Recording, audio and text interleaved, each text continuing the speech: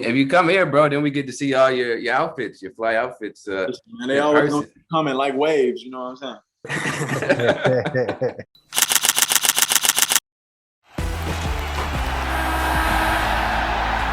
Welcome to the Putback presented by 888 Casino. Sign up today and get $20 in free play. No deposit necessary. New Jersey only. I'm Ian Begley here with Chris Williamson. Chris, what do we have for the baseline this week? Well, Ian, it should be a very busy offseason for the Knicks. A lot of decisions to be made to improve their roster. So with that being said, what type of approach do you think the Knicks organization is considering before next season starts? Yeah, one thing, Chris, I was told was that internally, according to a source, the Knicks had talked about the idea of keeping enough cap flexibility for the summer of 2022 when players like Bradley Beal or Zach LaVine could be available via free agency.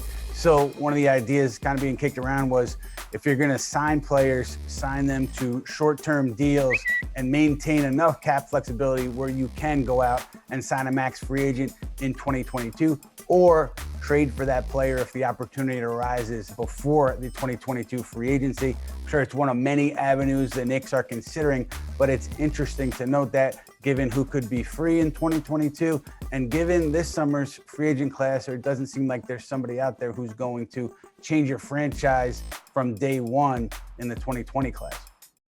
This week's guest is coming off his 6th year in the league and will attract a ton of interest around the association as an unrestricted free agent this summer. Ladies and gentlemen, Kelly Oubre Jr.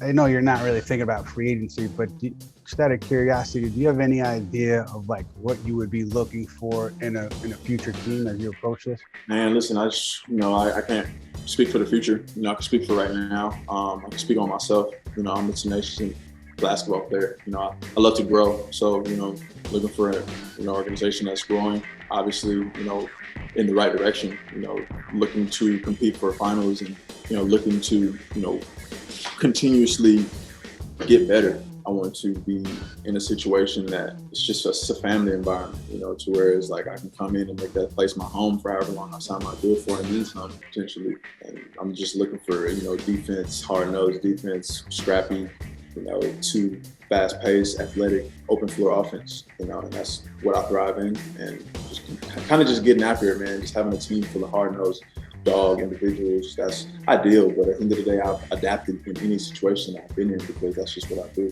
I'm very, very versatile in that way. So what you're referring to, about scrappy, hard-nosed defense, that sounds a lot like, Tom Thibodeau's team right now in New York City. And they obviously have a lot of cap space and would have the money to get you if they wanted. And there have been reports out there that they're interested in you. What type of winning attributes do you think you could bring to the Knicks team and to help enhance their identity? Just to fit in seamlessly, honestly, to come in and to help the organization get better because they've already started, the uphill trajectory of where they're trying to get to. And this past year, having a great season, Julius balling out, RJ coming into his own, everybody pretty much coming in and making it a family unit. That was pretty much the biggest thing. So that's why I feel as if, Tom Thibodeau had a very big part in that. Like you said, man, just hard-nosed defense, offense, just playing up and down. It's a great style play for sure. What was it like playing against them this year? Obviously, Thibodeau's first year as coach. Do you remember anything about how they approached the game, anything about what you took away from those games? Man, it was a physical game.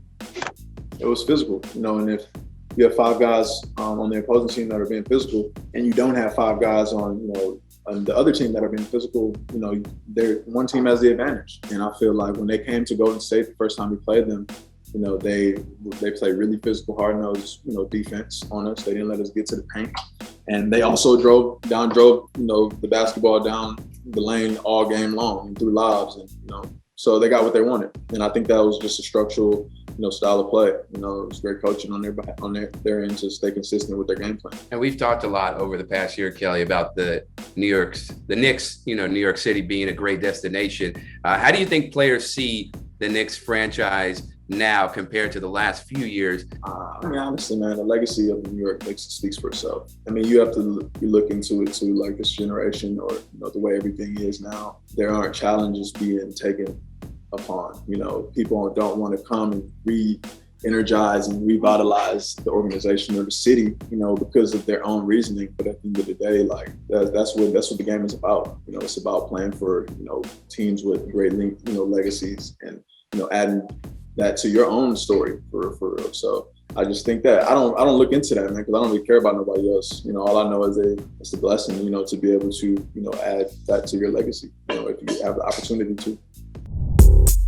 Ian, it's been a hot summer so far, not just outside, but also on the rumor mill. So let's take a heat check on some of the Knicks rumors hot in the streets right now. So we all saw, Damian Lillard's press conference and the rumors about him, being linked to the Knicks. What's the temperature inside the Knicks organization that they would try to trade for a guy like Damian? I would say very warm, and that's not really unique to the Knicks. I think that would be the case for any team that's looking for a top point guard in this league. The Knicks clearly are. They have a void at lead guard that they're looking to fill. So it's certainly warm, but I don't think anything matters until Damian Lillard asks for that trade formally. And then just my opinion with the Knicks, if you're trading for Lillard, you have to make sure the roster you have after the trade is enough to compete in the Eastern Conference. Otherwise, it's kind of a sideways move. So you make sure that the roster is enough to compete in the East. That leads me to, my next question.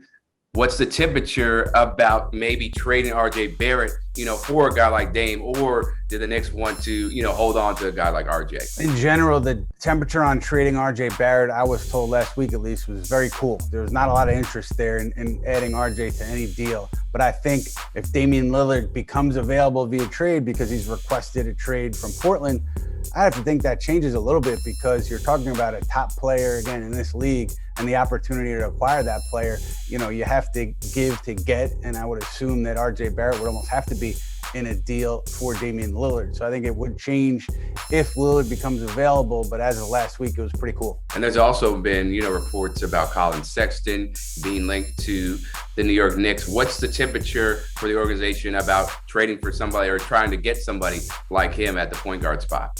Yeah, it's steamy. It's hot. I think there's interest there. There was a report by The Athletic that said the Knicks were the most aggressive suitor. I hadn't heard that. I can't independently confirm it, but I do know that there's some interest there. I would assume it depends in part on what Cleveland is looking to get back in a Sexton trade. If you're the Knicks, I'm sure there's a line that you don't want to cross, because you're going to have to pay Sexton at the end of this rookie deal, so you don't want to have to pay twice, but there is interest in acquiring. And there was a report from the Action Network via Matt Moore about the Knicks, being interested in packaging picks to move up for a player in the low teens. What's the temperature right there as far as that possibility? Yeah, I hadn't heard that one, so for me, it's not applicable, but I'm not saying it's false. I just haven't heard it. But I would think, though, that if they're going to package picks, they're going to do it for a player that helps them in the here and now, for a veteran player. So that's just kind of where I go when I hear that. Not saying it's false, though. No disrespect to Matt Moore. Hey, Kelly, one of the things that I'm interested in is I feel like there's a misconception, or people misunderstand what you can bring to the table as far as, what you're looking for in a contract this year. So why do you think people misunderstand your capabilities, as a complete player on offense and defense?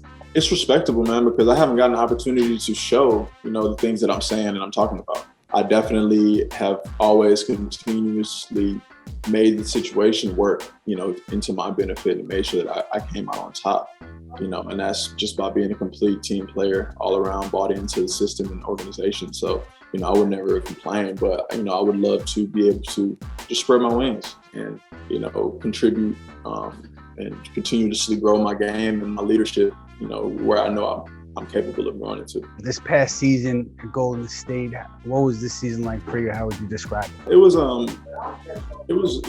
learning experience for me, simply because I was, coming off of a situation where, I was one of the focal points in creating a culture of the organization and the team. I went to somewhere where it was already established, and it was a year where we were trying to figure things out. So, a lot of the answers weren't etched in stone. So we were kind of just, trying to figure it out as we went. And also my game, it was coming off a COVID year, long off season, hadn't played in longer than pretty much a lot of other guys in the league due to, me rehabbing in the bubble. So I think it was just me finding my rhythm. And obviously, that caused to the slow start to the season. And being with a new team and a new organization, finding out a new system, all that stuff, It's tough for, one to manage and handle. But, after a while, like I said, as the season went on, I picked up my rhythm, started playing better, picked up my numbers and everything. But if I would have started the season off playing like how I was playing when I picked everything up, then I would have averaged more. I would have shown more. I would have a bigger sample size. But due to that fact, man, I just stay with it. And I'm always stay with it. And I'm always make, lemonade out of lemons whenever. That's a great thing to hear from you. And you've showed over the course of your career that you can, impact the game on both sides of the floor. So how much growth should fans expect from you this season, whoever you're playing for? A lot. Every single season I grow in more than one aspect of my game.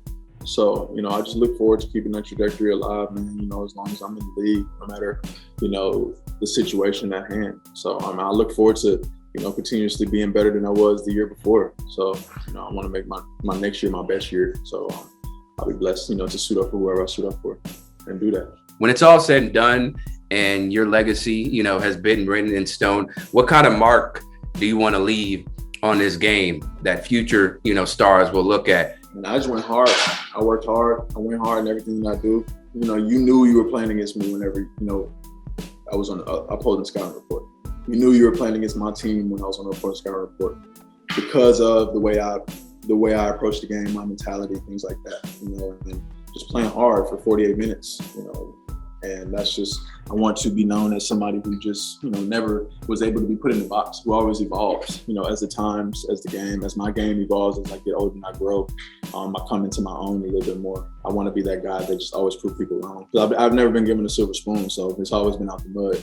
So it'll be way more VVS whenever, I'm at the top. That's why I write diamonds. So.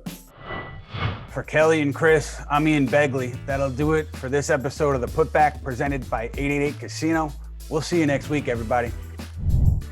What would you prefer the Knicks go big on? Free agency, the draft, or a blockbuster trade? That's the subject of this week's SNY Fan Choice presented by 888 Casino. Sign up to 888 Casino today and get $20 in free play. No deposit necessary. New Jersey only.